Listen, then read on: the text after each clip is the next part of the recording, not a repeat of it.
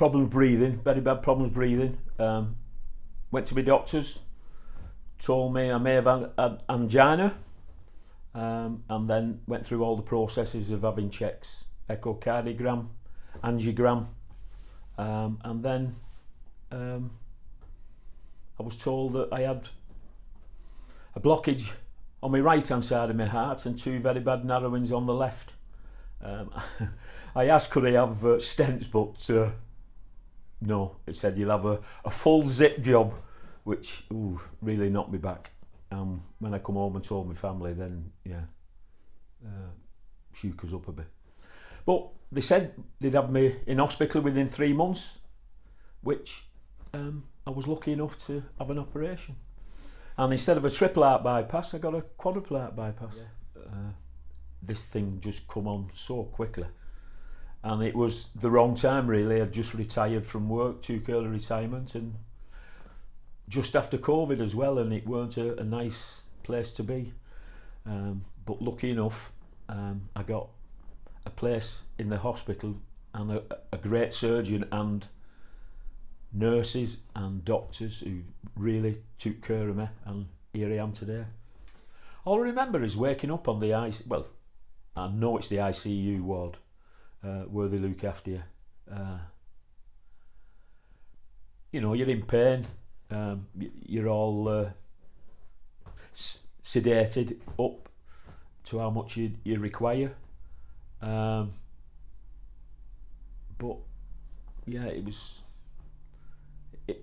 a funny moment. You don't know where you are really or anything, and you're on a oxygen mask and there's tubes everywhere coming out of you, but the nurses, and especially Dave, and I can't remember his second name, he was a male nurse on ICU, and he was assigned to me and he really looked after me.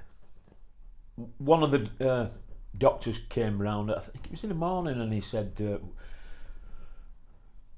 we were really worried about you at first, couldn't get your oxygen levels back up to what they should be. Right, I have a finger monitor now and mine's round about 98 now, which is perfect, but it was below 90 and they couldn't, 90%, and they couldn't get my oxygen levels back up, and I had to have a full face mask on. And people in the faces, for me it looked as though the nurses and the doctors were worried. I could see a bit of frustration, and Dave, the male nurse, decided to ask could he get my wife to come in for two short visits, a few days after each other, and they took me out in a wheelchair, the quadrangle there, from the ICU unit, and I think that perked me up a bit. Really did perk me up a bit. It was about 10 days, and they said you can only get out of this place, out of the hospital, if you can do the steps on the stairs, and I made sure I did. But the care and attention, I remember when I'd just come out of ICU and they put me in CD ward, which, like you said, was a recovery ward. I had my music and everything with me, and I put some music on, like David Bowie and things like that, you know what I mean? And, it seemed to perk me up, and I wanted to be with my family.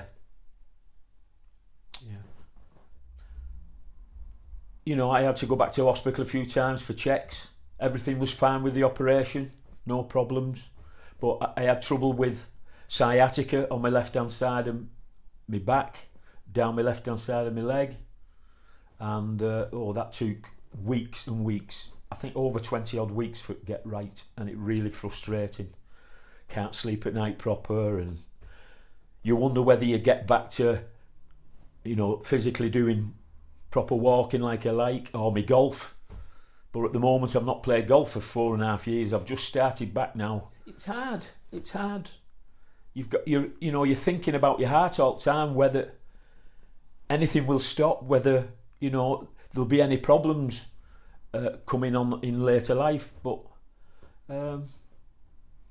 it's funny when you put your head down on the pillar and your ear, through your ear, like your heartbeat, and you're thinking, oh, blooming, keep going. But I'm here to tell the tale.